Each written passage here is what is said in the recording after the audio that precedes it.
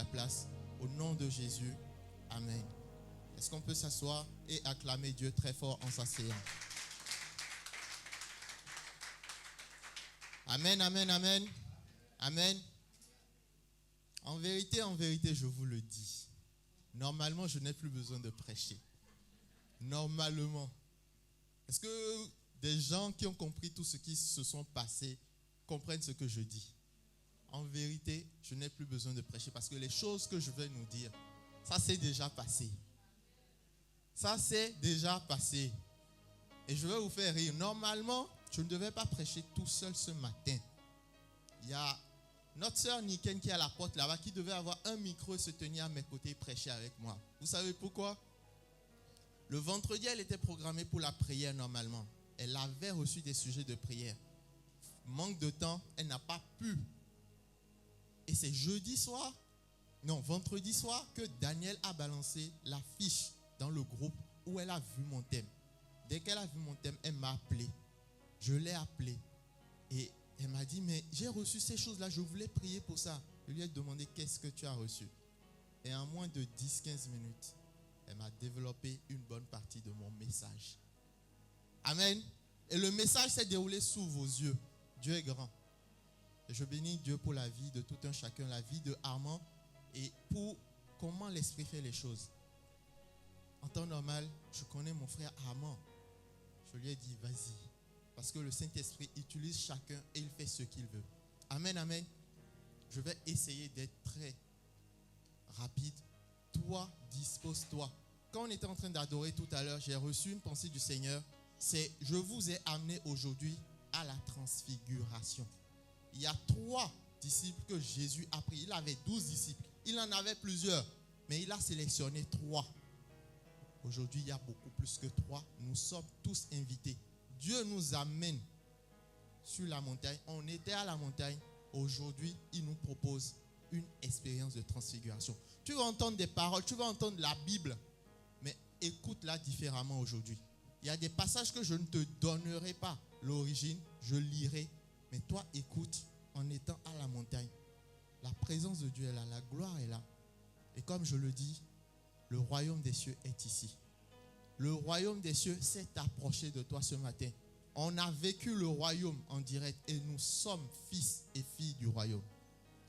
Ma sous-thématique, on est dans ce mois où on parle du zèle de l'évangile, ou la mentalité anakazo. La mentalité anakazo. Et ma sous-thématique aujourd'hui, c'est témoin, mais pas que, sentinelle, mais pas que, fils et filles. Même si je ne commence pas à la fin, je te fais le résumé pour que tu comprennes ce que tu dois retenir avant de sortir d'ici. Tu es témoin, mais tu n'es pas que témoin. Tu es sentinelle de ton frère, de ta sœur, mais tu n'es pas que ça. Tu es fils et fille du royaume. Amen. Amen, amen. À force d'accumuler des informations sur Dieu, à force d'entendre des choses, d'être ballotté par tout vent de doctrine, on finit par avoir une connaissance tronquée de Dieu. Mais aujourd'hui, à la montagne de la transfiguration, cette connaissance véritable que Dieu veut que tu aies sera restaurée. Et elle est déjà restaurée. Est-ce que tu peux dire avec moi, je renonce à toute fausse doctrine que j'avais. Je renonce à toute fausse. Parce qu'avant qu'il y ait un nouveau, il faut se débarrasser de l'ancien. Amen. Et je te dis à toi qui dors, réveille-toi. Je ne parle pas du sommeil. Je parle du sommeil spirituel. Toi qui dors, que ton esprit, au son de ma voix maintenant, se réveille et que tu reçoives de l'esprit ce que Dieu a disposé pour toi. Nous étions pendant tout ce mois sur la thématique du zèle de l'évangile. On a compris qu'il ne s'agissait pas d'un ministère. Il ne s'agit pas d'un titre. Nous avons notre évangéliste. Vous voyez, même sans la Bible, elle suscite quelque chose. Il y a quelque chose qui a été communiqué. Ça, c'est le ministère. On a parlé des ministères. Ça, c'est le ministère. Mais ma sœur Grâce, elle n'a pas le ministère peut-être actuellement évangéliste, mais c'est une évangéliste. Est-ce qu'on est d'accord? Grâce dit, je suis évangéliste. Amen. Rêve, t'es évangéliste. Mon frère Nathan, t'es évangéliste. Il ne s'agit pas d'un ministère, il s'agit de quelque chose que nous sommes. Nous sommes envoyés, nous sommes messagers. Et on nous a expliqué, nous avons eu plusieurs intervenants qui nous ont parlé en long et en large. Nous avons compris que même après ce mois, nous devons continuer à produire les fruits que nous avons eus. Et il ne s'agit pas maintenant de recommencer avec nos vieilles habitudes, de rester entre nous à l'église. Donc, je vous dis que tous les 2 mois environ, il y aura peut-être un jeudi où on sortira, on va continuer à faire les choses comme ça. Amen. Le fruit de ces choses, on les a vus. Des Nathan qui sont parmi nous, d'autres qui ne sont pas là, qui ont donné leur vie à Jésus. On a prié, le pasteur et moi, avec quelqu'un qui était de passage sur Clermont, qui, les choses de Dieu s'étaient retirées, ne voulait plus trop savoir. Et elle a donné sa vie à Jésus. Et elle repartait à Bordeaux. On a eu des guérisons. Amen. Quand tu lis ta Bible, mon frère, tu penses parfois que, là, Dieu ne t'a pas parlé, tu n'as rien compris. À quoi ça sert? Je vais vous raconter une expérience qui s'est passée le jeudi dernier quand on est sorti pour l'évangélisation. C'était Maman Odile qui était en train de parler avec un monsieur. Il s'appelle Amar. Il était assis, il avait sa canne à côté.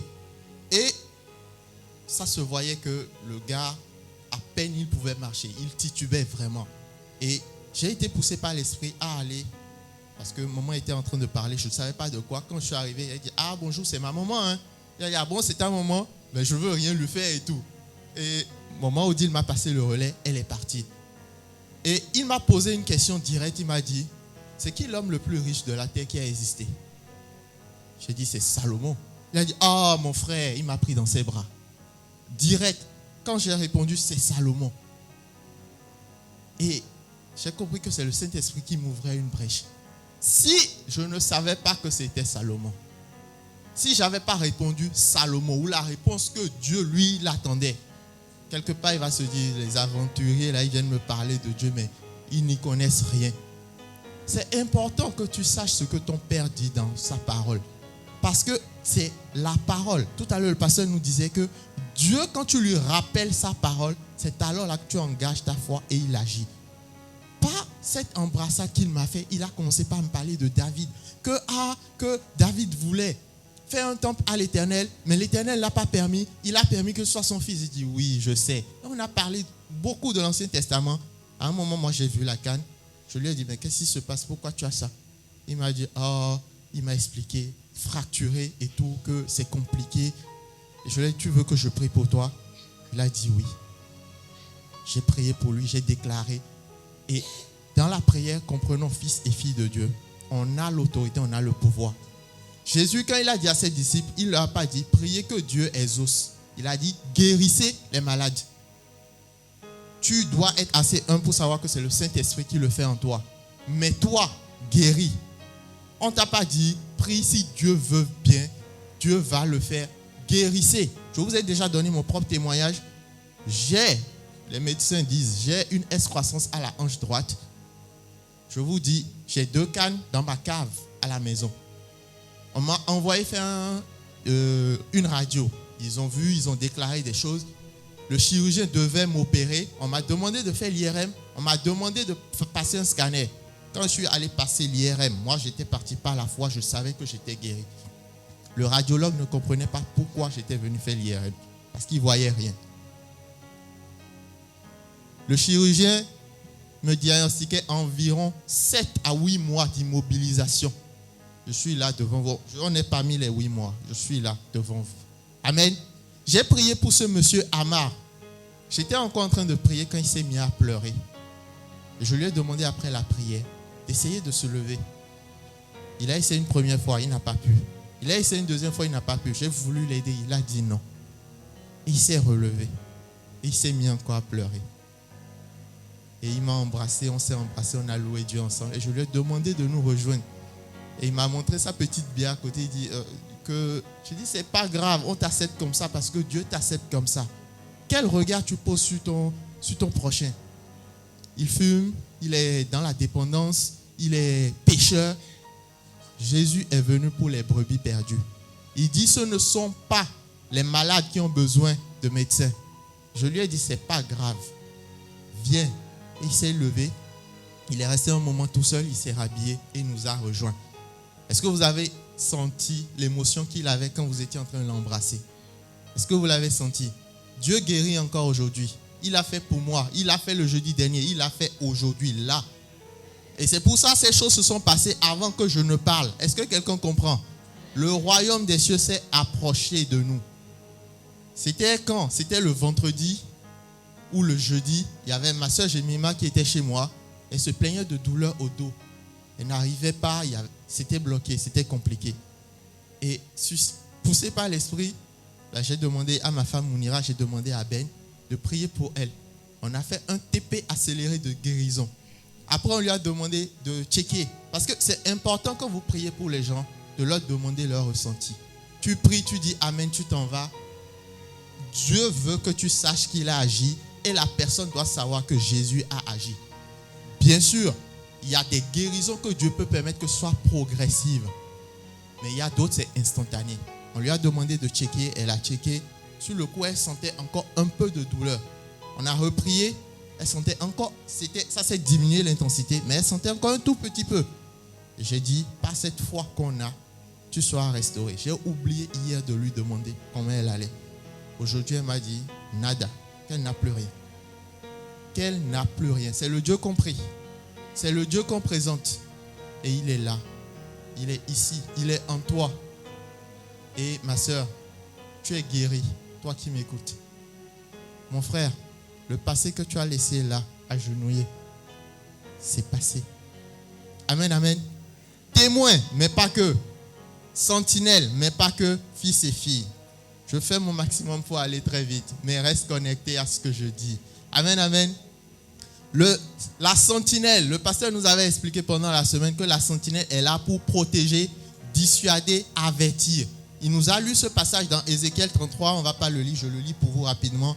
Dans Ézéchiel 33, si la sentinelle voit venir l'épée et ne sonne pas de la trompette, si le peuple n'est pas averti que l'épée vient prendre la vie à quelqu'un, cette personne mourra à cause de ses fautes, mais je réclamerai son sang à la sentinelle.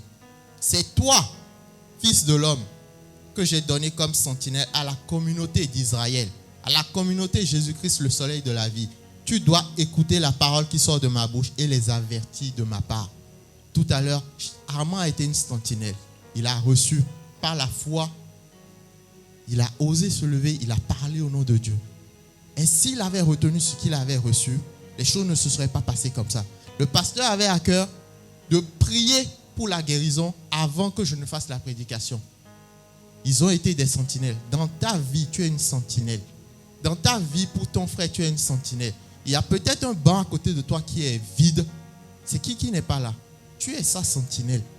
Souvent, par flemme ou par excuse, de bonnes excuses. Je n'ai pas envie de déranger.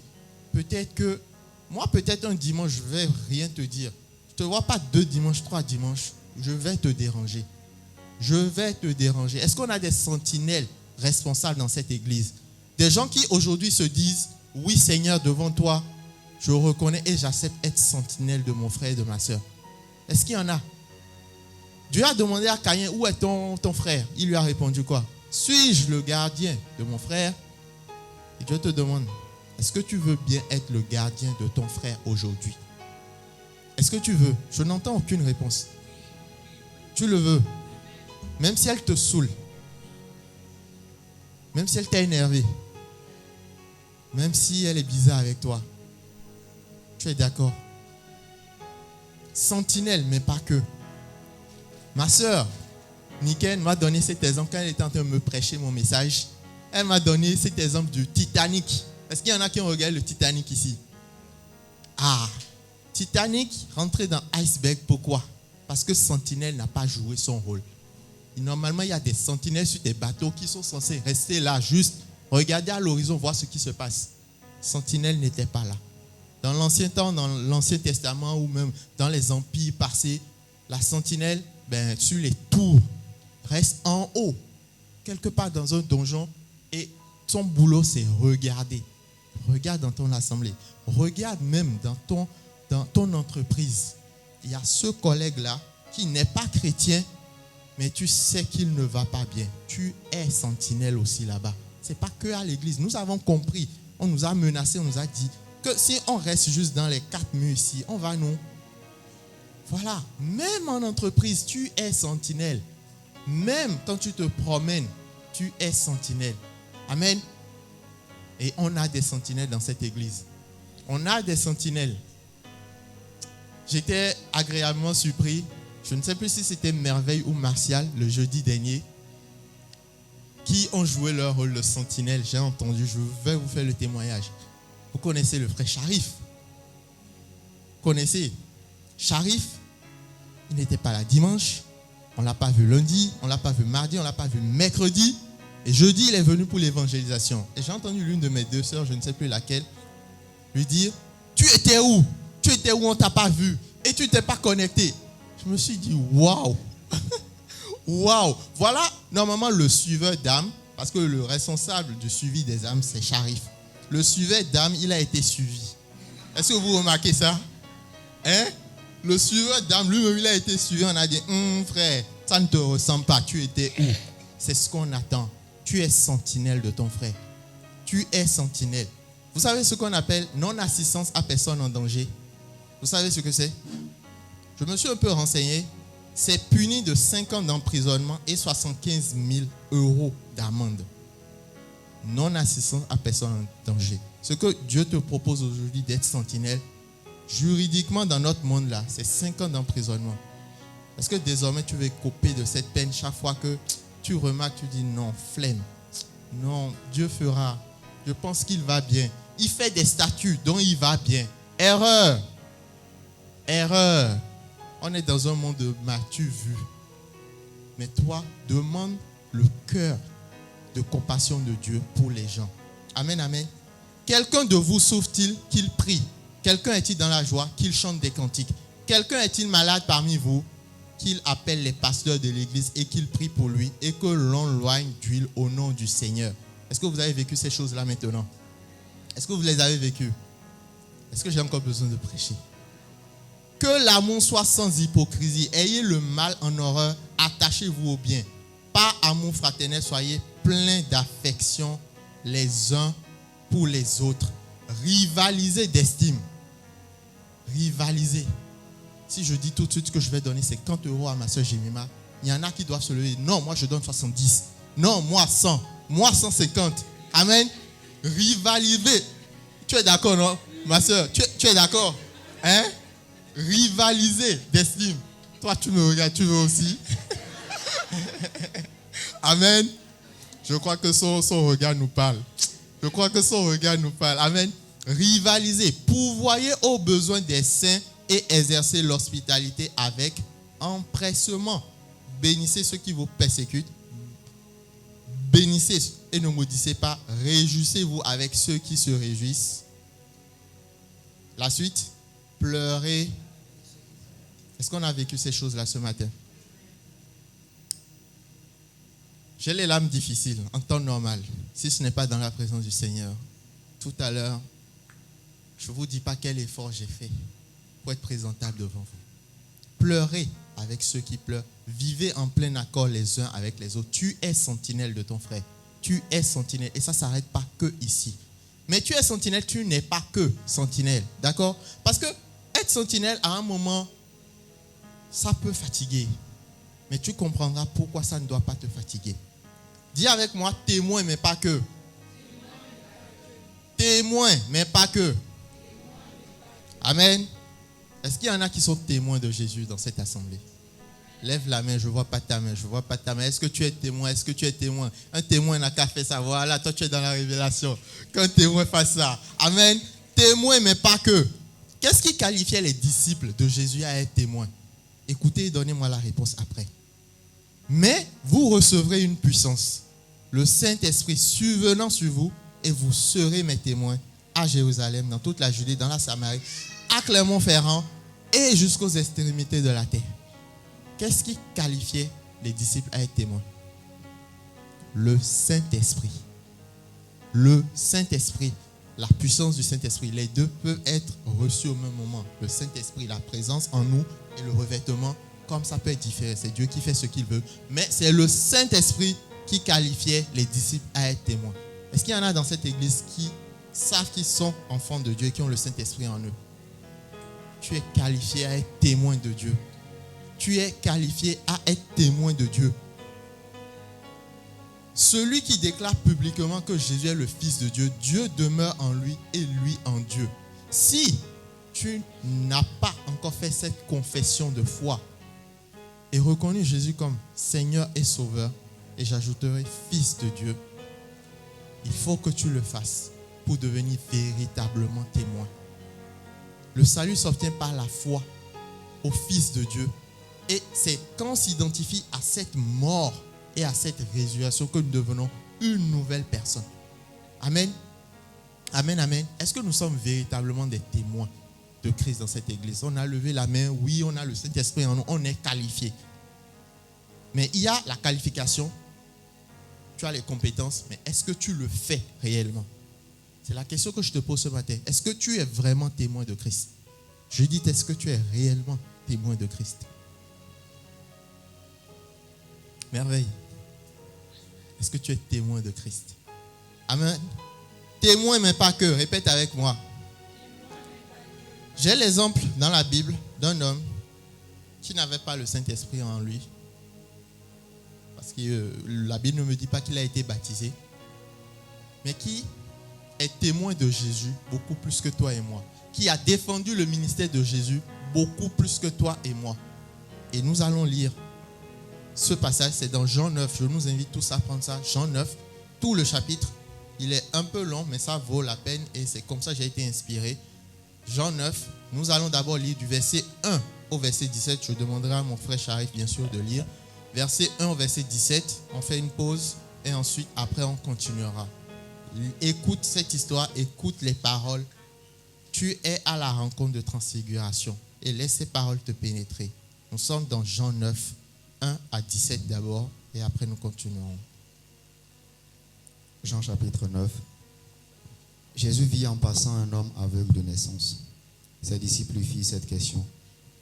Rabbi, qui a péché, cet homme ou ses parents, pour qu'il soit né aveugle? Jésus répondit, ce n'est pas que lui ou ses parents aient péché, mais c'est afin que les œuvres de Dieu soient manifestées en lui. Il faut que je fasse, tandis qu'il est jour, les œuvres de celui qui m'a envoyé. La nuit vient où personne ne peut travailler.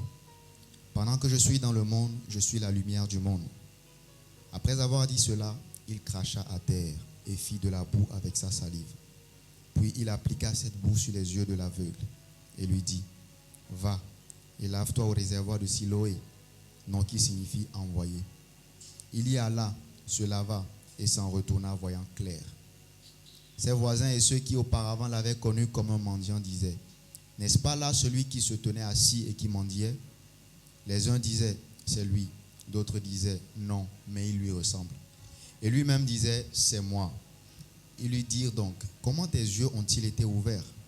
Il répondit, lorsqu'on appelle Jésus a fait de la boue, l'homme qu'on appelle Jésus a fait de la boue, a oint mes yeux et m'a dit, va au réservoir de Siloé et lave-toi. J'y suis allé, je me suis lavé et j'ai recouvré la vue. Ils lui dirent, où est cet homme? Il répondit, je ne sais. Ils menèrent vers les pharisiens celui qui avait été aveugle. Or, c'était un jour de sabbat que Jésus avait fait de la boue et lui avait ouvert les yeux. De nouveau, les pharisiens aussi lui demandèrent comment il avait recouvré la vue. Et il leur dit, il a appliqué de la boue sur mes yeux, je me suis lavé et je vois. Sur quoi quelques-uns des pharisiens dirent, cet homme ne vient pas de Dieu, car il n'observe pas le sabbat. D'autres dirent, comment un homme pécheur peut-il faire de tels miracles? Et il y eut division parmi eux. Ils dirent encore à l'aveugle, toi, que dis-tu de lui? Sur ce qu'il t'a ouvert les yeux? Et il répondit, c'est un prophète. Amen. Amen, amen. Amen, amen. Est-ce qu'on a bien écouté cette parole? C'est l'histoire d'un homme aveugle de naissance. Et Jésus le vit, Jésus eut compassion de lui. Au verset 4, on va y revenir plus tard. Mais Jésus dit, il faut que je fasse, pendant qu'il est encore jour, les œuvres de celui qui m'a envoyé. Pendant qu'il est encore temps, pendant que tu as encore ta jeunesse, pendant que il faut que tu fasses les œuvres de celui qui t'a transporté du royaume des ténèbres pour te mettre dans son royaume de gloire. Amen. Après cela, Jésus cracha par terre et fit de la boue avec sa salive. Ce matin, Dieu te propose, Jésus te propose de te laver dans sa boue. Est-ce que tu es d'accord? La boue de Dieu, c'est plus propre que la piscine la plus jolie dans laquelle tu peux aller. La boue de Dieu, c'est plus propre que, je ne sais pas, cristalline, l'eau cristalline ou n'importe quelle eau purifiée que tu bois. Dieu, ce matin, veut te plonger dans sa boue. La boue, ça peut être dégueulasse quand on voit ça. Mais c'est cette boue, ce matin, que Dieu a décidé d'appliquer sur toi. Amen, amen. Afin que ta cécité, ton ancienne condition, ta douleur actuelle, elle passe dans cette boue. Parce que cette boue sera lavée. Amen. Laisse Jésus mettre de la boue sur toi ce matin. Le Seigneur a appliqué la boue sur cet aveugle. Et après, il s'en va. Les mêmes mendiants ou les mêmes acolytes qui le voyaient, eux, ils n'étaient pas aveugles. Hein. Ils le voyaient tout le temps. Ils n'ont pas réussi à le reconnaître. Ils n'ont pas réussi à l'identifier. Il a dû leur dire, on est au verset 9, les uns disaient, c'est lui. D'autres disaient, non, il lui ressemble. Il a dû leur dire, c'est bien moi. C'est bien moi. Il faut que tu sois capable en tant que témoin de dire aux gens, c'est bien moi. C'est Jésus qui fait ça. J'étais ça. Maintenant, je suis ça. C'est bien moi. Tu es témoin. Tu dois témoigner les œuvres que Jésus a faites dans ta vie. Quand on chante la chanson, il va me prendre, il va m'arranger, il va me positionner. Ok, il va t'arranger avec sa boue. Il va te prendre. Mais pourquoi il va te positionner si la gloire ne lui revient pas? Si les gens, tu n'es pas capable de dire, il m'a positionné. Ce que l'aveugle était en train de dire à ses anciens collègues, c'est il m'a positionné, c'est bien moi. Peut-être vous ne me reconnaissez pas. Vous réalisez ce que Jésus a fait? Il a fait manicure, pédicure, automatique, instantané à cet aveugle. Tellement il a shine qu'ils ne l'ont plus reconnu. Alors qu'eux, ils n'étaient pas aveugles. Hein. Ils n'étaient pas aveugles, mais ils ne l'ont pas reconnu. C'est la même œuvre que Dieu fait dans ta vie aujourd'hui. Il te fait une manicure, pédicure. Tu n'as peut-être pas de la valeur ou tu n'avais pas de la valeur aux yeux du monde. Dans ton entreprise, tu étais dénigré. Peut-être tu te dis, mais comment ça va commencer? Je suis trop petit. Manicure, pédicure avec la boue de Dieu. Avec la boue de Dieu.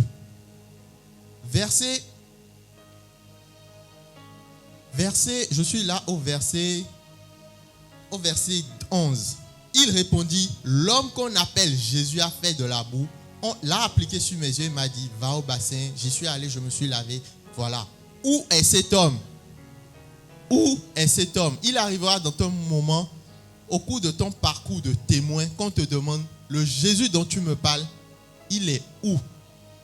Et souvent, c'est ce que les athées nous posent comme question. Si ton Dieu existe, pourquoi la famine? Si ton Dieu existe, pourquoi la guerre? Si ton Dieu existe, il est où, ce Jésus dont tu me parles? Tu dois être en mesure de dire où est ton Jésus, mais c'est en présentant les œuvres qu'il a déjà faites dans ta vie.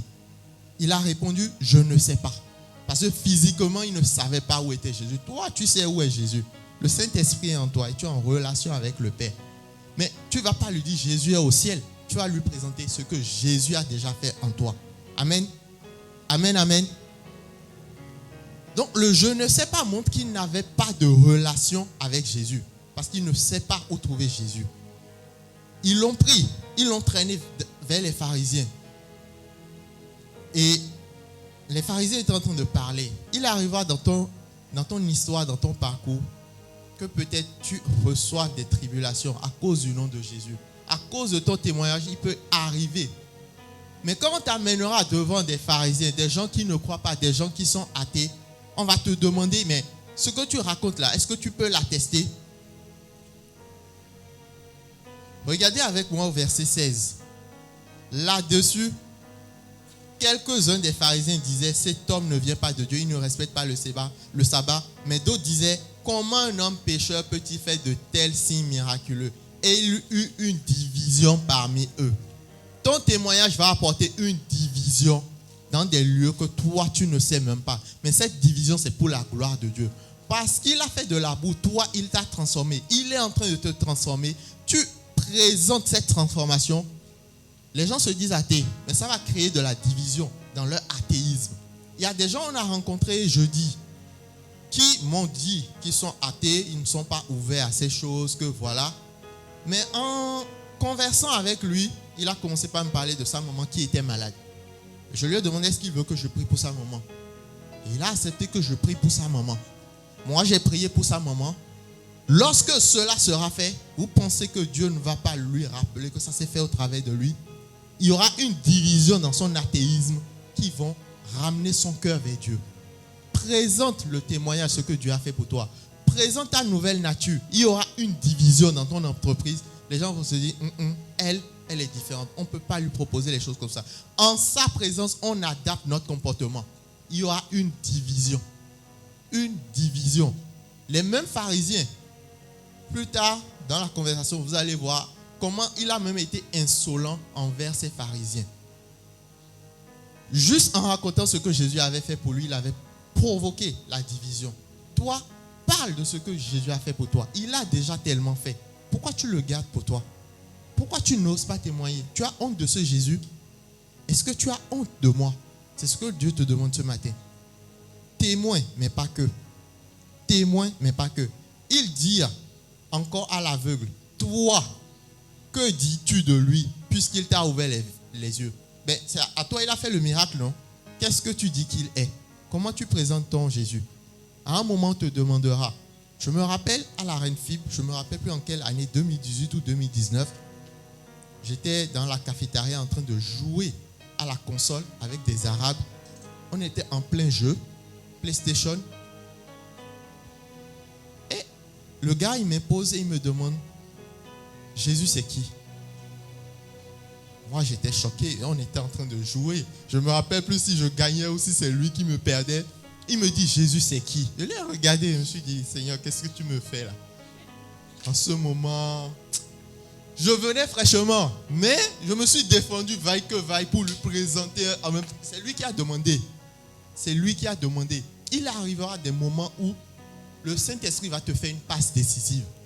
Il va mettre des gens qui ont déjà une soif ou en qui il y a déjà une division, ils vont te demander, c'est quoi le chemin, la vérité et la vie? Toi, tu présentes ton Jésus. Tu dis, dans ma vie, j'étais ça. Dans ma vie, j'étais un masturbateur compulsif. J'étais un adultère. Jésus m'a arrangé. Je te parle de ma propre vie, ce n'est pas un exemple. Je détestais les pasteurs. Ne viens pas me parler des trucs, faya et tout. Je suis déjà parti. Et Dieu, il m'a tellement aimé qu'il m'a proposé une expérience. La première expérience que j'ai eue avec Dieu, j'étais dans ma chambre quand son amour a rempli ma chambre. Il s'est mis à me parler avec ma propre bouche. Je me suis dit, ah ouais. Je suis allé vers des prêtres pour poser des questions. On a essayé de me refroidir, de me dire que ces choses-là, c'est dans l'Ancien Testament que ça se passait. Et j'ai compris qu'il ne pouvait pas m'aider parce que moi, j'ai vécu. Et Dieu va te proposer des expériences à partir d'aujourd'hui. Peut-être tu avais entendu parler de lui, tu as entendu des témoignages. Des gens ont présenté Jésus. Mais toi-même, tu auras ta propre expérience, tu auras ton propre témoignage. Tu auras, tout à l'heure on a entendu l'évangéliste. Tu auras ton histoire. Tu vas voyager au travers le monde en comptant sur Dieu. Et il ne manquera jamais de t'écouter. Amen, amen. On est à la montagne de la transfiguration. Sois renouvelé, transfiguré par ce que tu entends. Amen, amen. Amen. On va continuer la lecture du 18 jusqu'à la fin. Sois attentif à la suite. Comment cet aveugle de naissance a témoigné de Jésus? Comment il a tenu tête à des pharisiens et même à sa famille? On écoute la lecture du 18 jusqu'à la fin. Verset 18. Les Juifs ne crurent point qu'il eût été aveugle et qu'il eût recouvré la vue, jusqu'à ce qu'ils l'eussent fait venir ses parents. Et ils les interrogèrent, disant, est-ce là votre fils que vous dites être né aveugle? Comment donc voit-il maintenant? Ses parents répondirent, nous savons que c'est notre fils et qu'il est né aveugle. Mais comment il voit maintenant ou qui lui a ouvert les yeux, c'est ce que nous ne savons. Interrogez-le lui-même. Il a de l'âge, il parlera de ce qui le concerne. Ses parents disent cela parce qu'ils craignaient les Juifs, car les Juifs étaient déjà convenus que si quelqu'un reconnaissait Jésus pour le Christ, il serait exclu de la synagogue. C'est pourquoi ses parents disent, il a de l'âge, interrogez-le lui-même. Les pharisiens appelaient une seconde fois l'homme qui avait été aveugle et lui dirent: donne gloire à Dieu. Nous savons que cet homme est un pécheur. Il répondit: s'il est un pécheur, je ne sais. Je sais une chose, c'est que j'étais aveugle et que maintenant je vois. Il lui dit: que t'a-t-il fait? Comment t'a-t-il ouvert les yeux? Il leur répondit: je vous l'ai déjà dit et vous n'avez pas écouté. Pourquoi voulez-vous l'entendre encore? Voulez-vous aussi devenir ses disciples? Ils l'injuriaient et dirent: c'est toi qui es son disciple. Nous sommes disciples de Moïse. Nous savons que Dieu a parlé à Moïse, mais celui-ci, nous ne savons d'où il est. Cet homme leur répondit: il est étonnant que vous ne sachiez d'où il est, et cependant, il m'a ouvert les yeux. Nous savons que Dieu n'exauce point les pécheurs, mais si quelqu'un l'honore et fait sa volonté, c'est celui-là qui l'exauce. Jamais on n'a entendu dire que quelqu'un ait ouvert les yeux d'un aveugle né. Si cet homme ne venait pas de Dieu, il ne pourrait rien faire. Il lui répondit: tu es né tout entier dans le péché et tu nous enseignes. Et ils le chassèrent. Jésus apprit qu'il l'avait chassé et l'ayant rencontré, il lui dit: crois-tu au Fils de Dieu? Il répondit: et qui est-il, Seigneur, afin que je croie en lui? Tu l'as vu, lui dit Jésus, et celui qui te parle, c'est lui. Et il dit: je crois, Seigneur. Et il se prosterna devant lui. Puis Jésus dit: je suis venu dans ce monde pour un jugement, pour que ceux qui ne voient point voient et que ceux qui voient deviennent aveugles. Quelques pharisiens qui étaient avec lui, ayant entendu ces paroles, lui dirent: nous aussi, sommes-nous aveugles? Jésus leur répondit: si vous étiez aveugles, vous n'auriez pas de péché. Mais maintenant vous dites: nous voyons. C'est pour cela que votre péché subsiste. Amen. Amen. Amen. Amen. Dis: Seigneur, ce matin, je ne vois pas, éclaire-moi. Seigneur, ce matin, je ne vois pas, éclaire-moi. À la fin, Jésus pouvait dire à ses pharisiens: si vous étiez aveugle, vous n'aurez pas de péché. Mais en réalité, vous dites: nous voyons, alors votre péché demeure. Quand tu dis que tu es aveugle, Jésus te nettoie avec sa boue. Amen, amen. Est-ce que nous avons entendu un peu la plaidoirie de cet homme aveugle? De cet homme, ses parents avaient peur d'être bannis de la synagogue. Mais vous avez vu comment il a répondu? Celui-là, il n'avait pas le Saint-Esprit en lui. Mais regardez à quel point il est témoin. À quel point il sait ce que Jésus lui a fait. Il ne le renie pas, il le présente publiquement. Il le présente. Certaines personnes voient que tu es une personne différente, voient qu'il y a des choses qui ne te corrompent plus, voient que tu fais des efforts pour améliorer ta vie. Ils vont venir te demander, ils vont venir te côtoyer. Présente le Jésus qui fait ces choses-là. C'est une porte vers l'évangélisation. On ne dit pas toujours il faut sortir tous ensemble pour aller au jardin le coq. Il y a des moyens, des processus que le Saint-Esprit va mettre maintenant à ta disposition qui vont te permettre d'être témoin. D'être témoin. Amen, amen. Amen, amen. Et quand on va par exemple au verset 22, s'il est un pécheur, je n'en sais rien. Je sais une chose, j'étais aveugle, maintenant je vois. Tu étais quelque chose, maintenant tu es dans la gloire de Dieu. Tu es fils de lumière. Tu es. Voilà un homme qui a véritablement mouillé le maillot pour Jésus. Il ne connaissait, pour lui, Jésus était peut-être un prophète parce qu'il a entendu des choses et Jésus l'a guéri. Mais regardez ce qui s'est passé. Il a même demandé aux pharisiens: est-ce que vous voulez devenir ses disciples? Est-ce que vous voyez l'audace qu'il faut avoir? On t'amène, disons, presque au tribunal, on est en train de te questionner et tu dis: mais vous me répétez les mêmes choses, vous me posez les mêmes questions, on dirait que vous avez envie de devenir ses disciples. Et ils l'ont chassé. Même quand on te chasse, même quand tu présentes Jésus et que la personne n'est pas réceptive, ce n'est pas un souci. Toi, tu as fait ton boulot de témoin. Mais regardez le cœur de Jésus. Jésus a appris, verset 35, Jésus a appris qu'il l'avait chassé. Jésus était où il a appris qu'on a chassé? Il était où? Il était caché où? Comment il a fait? Jésus a appris que tu es dans une douleur extrême actuellement. Jésus a appris que ton projet, c'est de trouver une acceptation. Jésus sait que financièrement, c'est compliqué. Jésus a appris que tu le cherches de tout son cœur. Il a appris. Et il s'est présenté ce matin. Et il s'est présenté, on lit ensemble, verset 35. Jésus a appris qu'il l'avait chassé, l'ayant rencontré, comme il t'a rencontré ce matin, il dit: crois-tu au Fils de Dieu? c'est pas le problème. Ah, tu vois bien, tu es bien guéri. Ah, maintenant tu vas commencer ton entreprise. C'était pas la préoccupation de Jésus. Jésus t'a guéri, Jésus t'a restauré, Jésus change ton histoire. Mais ce qui est plus important pour lui là, c'est de savoir si réellement il croit au Fils de Dieu. Jésus veut lui présenter le Fils de Dieu. Tu as peut-être déjà prié Jésus. Oh mon Seigneur, mon Sauveur. Oui, tu as entendu des gens prier. Tu répètes parfois machinalement. Mais Jésus veut aujourd'hui qu'à la montagne de la transfiguration, tu le découvres comme Fils de Dieu. Fils de Dieu. Jésus est qui? Il est Fils de Dieu. Jésus, crois-tu au Fils de Dieu? Il répondit, et qui est-il, Seigneur, afin que je croie en lui? Tu l'as vu, dit Jésus. Le même Jésus qui a agi là, sous nos yeux. Le même Jésus qui a guéri un boiteux le jeudi. Le même Jésus, il t'a exaucé. Il a vu ta peine, il a vu ta douleur. Et il te dit, crois-tu au Fils de Dieu? Crois-tu?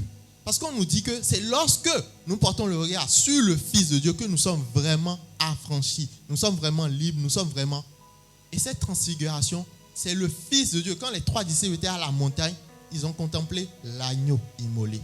Crois-tu? Oui, Jésus, tu as déjà entendu des messages, tu sais que Jésus est Seigneur. Jésus est Fils de Dieu. Il se présente dans ta vie à partir d'aujourd'hui comme Fils de Dieu. Crois-tu? Et puis Jésus dit, je suis venu dans ce monde afin que... Il a expliqué. Le Fils de l'homme s'est révélé à l'aveugle, il a guéri et conduit à la foi. Il y a ceux qui savent qu'ils ont besoin de Jésus comme Fils de Dieu, qui a une étape supplémentaire dans leur vie qu'ils doivent franchir, et une révélation qu'ils n'ont pas. Et il y a ceux qui pensent qu'ils ont tout compris de la foi, ceux qui se disent, oui, j'ai déjà entendu plusieurs fois. Aujourd'hui, demande à Jésus, qui es-tu, Seigneur? C'est ce que cet aveugle a dit. Qui es-tu? Ma soeur Sunamite dit, qui es-tu, Seigneur Jésus? Tu as permis que telle chose arrive, mais qui es-tu? C'est toi, Jésus, que je veux connaître en tant que Fils de Dieu. Parce que lui, sa boue, est capable de réparer même les situations les plus bizarres, les plus compliquées qui se présentent à toi. Et c'est parce qu'il est Fils de Dieu, Fils de son Père. Rappelez-vous au verset 4, il dit, pendant qu'il est encore jour, il faut que je fasse les œuvres de mon Père. Parce qu'il est Fils de Dieu, il nous a réconciliés avec son Père. C'est pour ça que nous aussi, nous sommes fils et filles. Est-ce que tu comprends quelque chose? Et c'est parce qu'il nous a introduits dans cette filiation. Au fait, quand il est mort, nous sommes morts avec lui. C'est pour ça que quand on nous baptise, on dit, nous mourrons. On ne change pas de corps. Mais au fait, c'est comme si tu quittes l'étape criquet, l'étape cafard, et tu deviens un aigle. Tu es régénéré. Tu gardes le même corps. Le Saint-Esprit vient habiter à toi. Mais ce n'est plus la même personne. Ce n'est plus la même nature. Ce n'est plus les mêmes choses. Quand j'ai compris ces choses-là, ça m'a délivré, ça m'a propulsé. Avant, je luttais avec le péché. Avant, je luttais avec l'addiction à la masturbation. Je luttais avec tellement de choses. Mais j'ai compris au fait que je ne dois pas lutter. Je dois accepter. Beaucoup de personnes ont la foi. Oui, on reçoit le salut. Et après, on pense que Jésus nous laisse tout seul. Maintenant, on doit essayer de beaucoup prier. On doit essayer de méditer. On doit essayer d'aller à l'église, s'il vous plaît, à 2. On doit essayer de ne pas boire de l'alcool. On doit essayer. Il y a tellement de on doit. Mais quand tu regardes les on doit, tu regardes la loi, tu n'y arriveras pas. C'est cette chair, tous ces on doit que Jésus, il a crucifié. Crois-tu au Fils de l'homme qui te délivre totalement? Ton nature de cafard, ton nature de péché, ton nature de... Le Saint-Esprit m'a donné cette image de papillon. Le papillon, vous savez, il a 3 phases avant de devenir papillon. Papillon encore, disons que c'est les chrétiens qui essayent de s'en sortir, qui sont réguliers à l'église et tout. Sinon, avant ça, il y a un stade lavé. Il y a un stade de ver de terre avant qu'ils ne deviennent papillons. Ceux qui regardent à leur chair, à comment je vais faire des efforts. Si je ne paye pas ma dîme, si je ne fais pas ci, Dieu ne m'exauce pas. Ils sont encore au stade lavé. Et même au stade papillon, beaucoup d'entre nous chrétiens on croit qu'on est arrivé.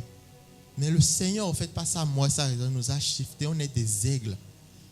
Le papillon peut se poser sur une branche. Il peut se poser sur un mur. Si un aigle, par erreur, vient se poser sur un mur, oui, mais ce n'est pas sa nature, il va repartir d'où il vient. Un aigle peut venir se poser sur des branches, oui, mais il ne va pas durer là-bas. Donc, il peut arriver, tu vas pécher, mais cette nature, cette condition ne te définit pas. Dieu te voit à un autre step.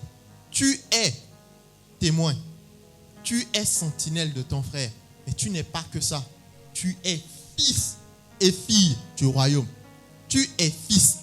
En effet, alors que nous étions encore sans force, Christ est mort pour des pécheurs au moment fixé. Mais voici comment Dieu prouve son amour envers nous. Alors que nous étions encore des pécheurs, Christ est mort pour nous. Alors que nous étions encore des pécheurs, Christ est mort pour nous. Puisque nous sommes maintenant considérés comme justes, grâce à son sang, nous serons à bien plus forte raison sauvés de lui, de la colère de Dieu. Amen.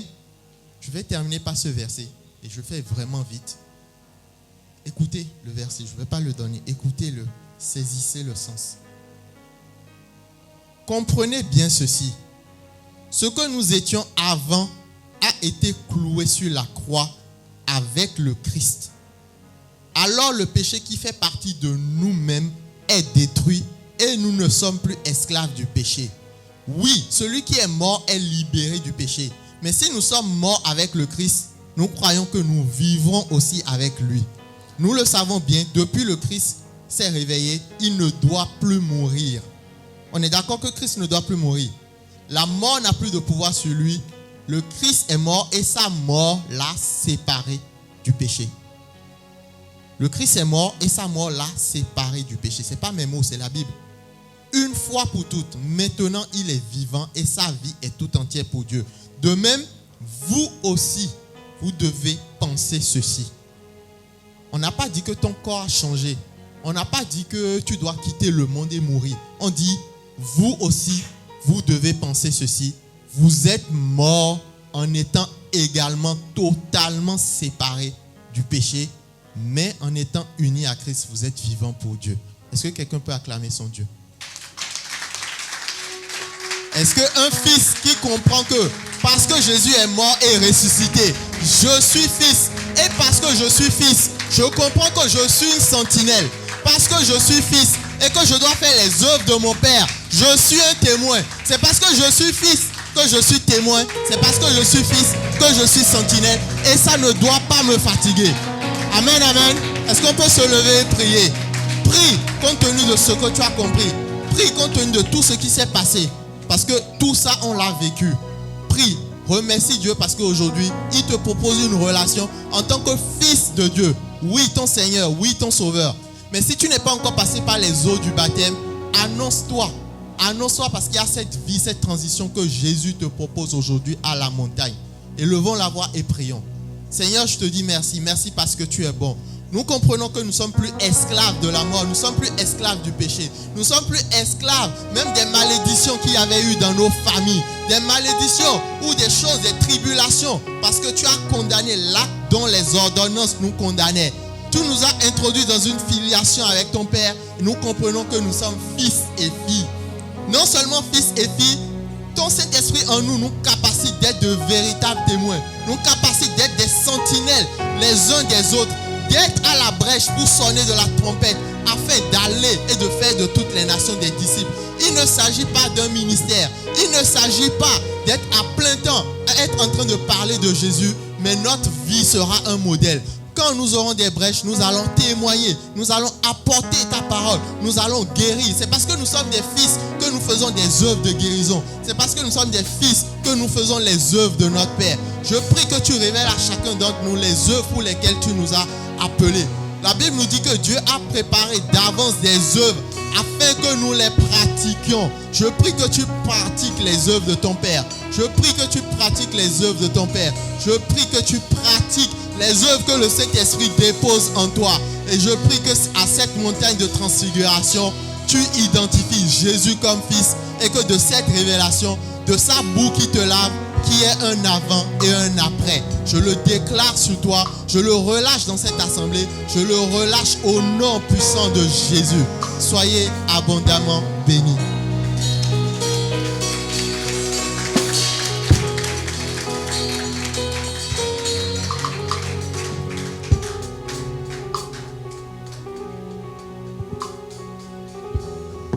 Alléluia. Rapidement, nous allons passer aux annonces.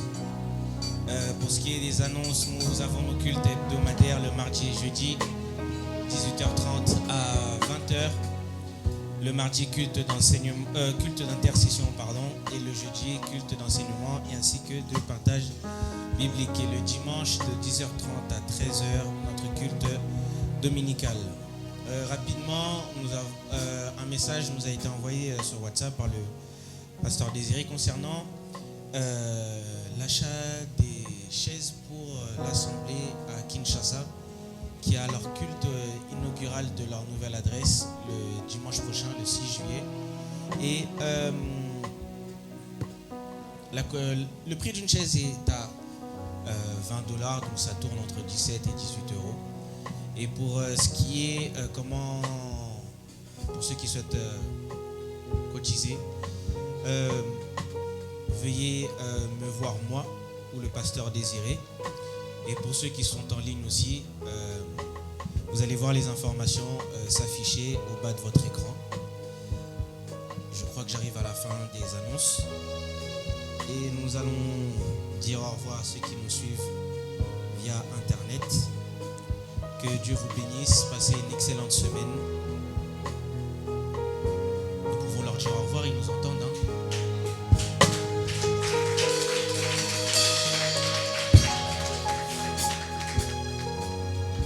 Rapidement, comme chaque mois, nous avons l'habitude de faire un bilan financier du mois précédent. Là, nous sommes au mois de juin, donc pour le mois de mai, l'Assemblée a eu à percevoir 1095 euros. Et pour... Comme ça, avec plein de préconisations. Par exemple, utiliser avec prudence tous les médicaments, les corticoïdes, les infiltrations, les piqûres qu'on peut nous faire, éviter les médicaments de vasoconstructeurs, en cas d'anesthésie, faire telle chose. Et vous voyez, il y a plein de choses, plein d'indications sur ma santé, plein de trucs, voilà, à éviter. Et dessus, il y a écrit un peu la norme, c'est-à-dire mon taux de sang, mon taux d'hémoglobine dans mon sang. C'est ce qui donne la couleur rouge du sang. C'est aussi ce qui permet de faire passer les nutriments et l'oxygène dans le corps. Mais par la grâce de Dieu, j'arrive à mes 46 ans bientôt. Merci Seigneur. C'est pas sans mal. J'ai été souvent hospitalisée et ma mère présente peut vous le dire. Elle a beaucoup prié. Dieu a fait avec elle. Je suis arrivée aussi au stade où on me faisait des perfusions, on me faisait des saignées aussi, parce que pour enlever du sang et me redonner du sang. Donc, le sang de d'autres personnes, quand on fait les demandes de don du sang, c'est très, très, très important. Je vous invite à le faire parce que vous pouvez aussi sauver la vie des personnes. Et moi, j'ai reçu beaucoup de sang. Mais en 2012, j'avais un cas particulier. C'est-à-dire que je ne peux plus recevoir de sang parce que j'étais dans une situation critique en unité de soins intensifs. J'ai fait la réanimation, j'étais dans le coma, mes organes me lâchaient parce qu'on m'a donné du sang, mais les phénotypes, vous irez voir, les phénotypes n'étaient pas adaptés. Ils ont dû faire vite. Ils ont enlevé mon sang, ils ont remis le sang qu'ils avaient dans les culots de sang, mais mon corps le rejetait. Donc, j'étais déjà sur mon lit à escar. Ils avaient déjà dit à ma mère que c'était fini pour moi, mais gloire à Dieu. Dieu est grand. Ma mère a fait une grosse offrande dans l'église où j'étais. Et elle a prié. Sa foi m'a ramenée à la vie. J'étais dans le coma. Mais aujourd'hui, je suis là encore. Pourquoi je vous dis ça? Parce que depuis février, je devais faire des prises de sang, faire un check-up complet, des radios, des choses comme ça. Mais avec mon travail, je n'ai pas le temps. Voilà. Donc, je l'ai fait la semaine dernière. Lundi dernier, j'ai été faire une prise de sang, une ordonnance qu'on m'avait donnée depuis la Guadeloupe. Et sur cette ordonnance, il devait faxer aussi au médecin, au centre de drépanocytose de la Guadeloupe, les résultats. Et un médecin aussi, près de chez moi, que j'ai été voir et qui m'a donné aussi l'ordonnance aussi pour faire des examens, un gros check-up complet. Donc j'ai été au laboratoire. Mardi, voilà que le centre de drépanocytose m'appelle. Et j'ai répondu. Et là, on me dit, mais Madame Agrippa, il faut que je vous envoie tout de suite une ordonnance de médicaments. J'ai dit, ah bon? J'ai dit, mais je ne comprends pas. Elle me dit, oui, c'est le médecin. Le docteur a dit qu'il faut que je vous envoie une ordonnance. Écoutez, je dis, mais est-ce que c'est par rapport aux résultats d'examen? Vous comprenez bien que je n'ai pas eu les résultats. Moi, je ne suis pas au courant de ce qui se passe. Et elle m'a donné, elle me dit, je vous envoie, je dis, c'est pour prendre, vous me donnez votre adresse mail et on vous enverra l'ordonnance. Et je dis, d'accord, je vous donne mon adresse mail. J'ai raccroché, j'ai continué ce que je faisais, sans plus. Tout de suite après, j'ai eu encore l'appel de la secrétaire, mais cette fois le médecin à côté de chez moi, qui m'appelle, qui me dit, mais Madame Agrippa, comment vous allez? Comment vous êtes? Vous avez mal quelque part? Vous êtes comment vous vous sentez? Je dis, mais moi, tout va bien. Tout va bien. Et eux aussi, ils avaient reçu le fax, ils avaient reçu les résultats des examens. Je rends gloire à Dieu. Parce que vous savez, les médecins disent toujours des choses. Celui qui a le dernier mot, celui qui a le dernier mot, c'est Jésus. C'est notre Dieu. Je n'ai pris aucun médicament.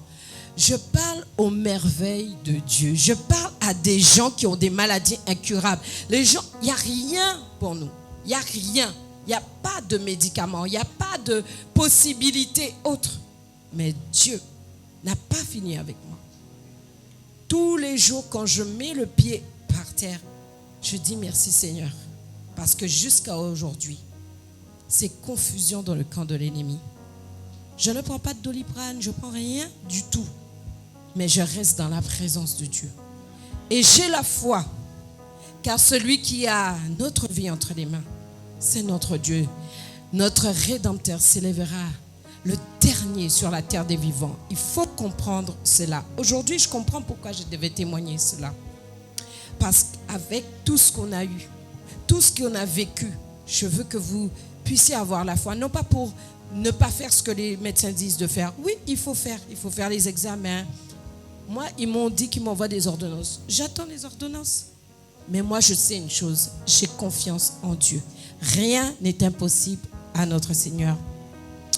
Deuxième témoignage, j'étais en train de parler avec ma mère et puis je lui dis comment va Serge? On a prié dans la semaine pour Serge, c'est mon oncle, qui a accepté le Seigneur Jésus-Christ, mais dont la foi, on va dire, est vacillante. Il a accepté Christ, il connaît le Seigneur, mais il est atteint de la maladie de Parkinson. La maladie de Parkinson, c'est pas seulement trembler, mais il tombe, il a des chutes, des choses comme ça, parce que les mécanismes ne se font pas. Et il a été hospitalisé, gloire à Dieu. Il est sorti de l'hôpital. Et j'ai appelé donc sa femme, qui est la sœur de ma mère, ma tante, et je lui dis, Tati, tu sais, j'ai pas eu le temps de t'appeler tout le temps qu'il était à l'hôpital, mais on a prié pour lui. On a prié pour lui, j'ai demandé la prière et j'ai prié aussi avec ma communauté. Et même si tu ne m'entends pas, mais je prie pour lui. Je lui dis, mais comment ça va? Elle me dit, oui, ça va. Mais c'est vrai, Serge, il a un peu baissé dans la foi. Je lui dis, mais Tati, mets la louange dans la maison. Mets la louange, fais des choses qui puissent chanter. Elle me dit, oui, tu connais des Nawana? Et je lui dis, oui, ben c'est très bien. Il me dit, mais il connaît toutes les paroles. Je dis, ben c'est très bien. Continue comme ça à mettre la louange et Dieu va faire et nous, on va prier. On va continuer à prier pour lui. Quand j'allais la raccrocher, elle me dit, mais merci de m'avoir appelé. ça m'a fait du bien le matin tôt, puisqu'il y a le décalage horaire, elle est en Guadeloupe. Elle me dit, le matin comme ça, parler de Dieu, ça m'a fait du bien. C'était aussi pour vous dire tout ce qui a été dit là, d'être la sentinelle de quelqu'un, d'aider, d'encourager. Tout ce qui s'est passé dans ma vie cette semaine, on l'a vécu aussi ici. J'espère que vous aussi, vous allez faire du bien à d'autres personnes. Dans la maladie, dans les situations difficiles, que vraiment vous puissiez aussi être les véritables fils et filles du Dieu vivant. Rappelez-vous, vous avez quelque chose en vous pour quelqu'un. Vous avez Christ en vous pour quelqu'un. Je bénis le Seigneur, je lui rends grâce, je lui dis merci pour toutes ces personnes. Et merci aussi pour la venue de ma maman qui vient de la Guadeloupe aussi. Merci de l'accueillir aussi dans cette maison. Car elle aussi, elle a reçu son miracle. C'était Jemima qui chantait. Jemima chantait ici et elle a reçu son miracle parce qu'elle aussi, elle avait mal au genou et elle aussi, elle avait une canne. Mais simplement dans la présence de Dieu, elle est repartie avec son miracle. On n'est même pas obligé de vous toucher. On n'est même pas obligé de vous imposer mais simplement par un chant, votre situation peut changer. Simplement en utilisant la bouche de sa servante Jemima. Et ma mère a été guérie. Rien n'est impossible à Dieu. Soyez tous bénis.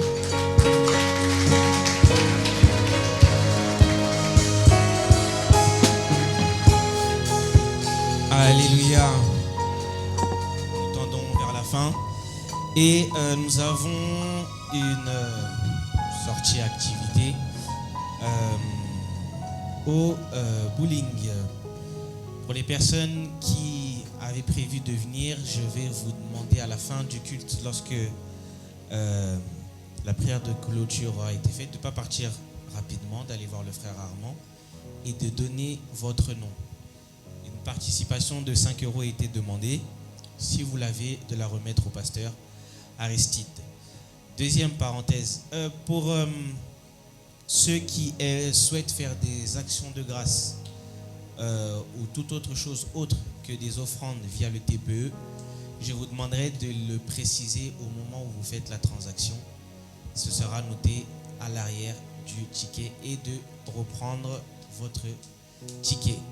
Lorsque vous déposez une enveloppe, si vous n'avez pas un stylo pour noter ce à quoi l'enveloppe est destinée, à la fin du culte, de la remettre au pasteur désiré et lui dire ce pourquoi c'est l'enveloppe.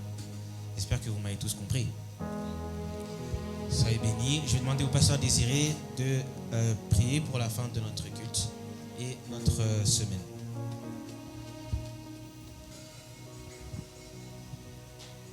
Gloire,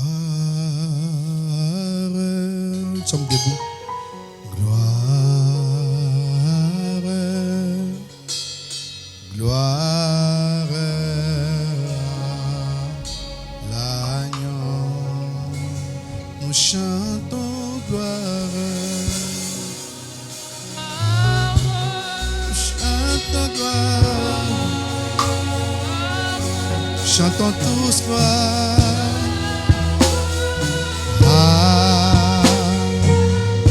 Car il est glorieux,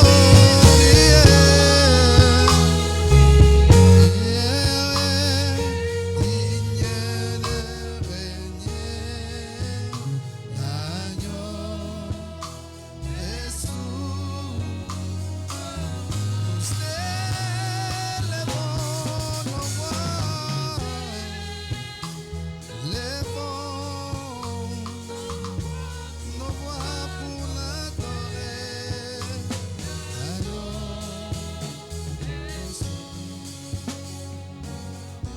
L'agneau est souverain.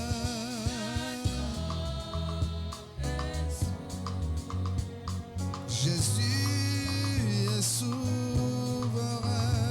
Yahweh.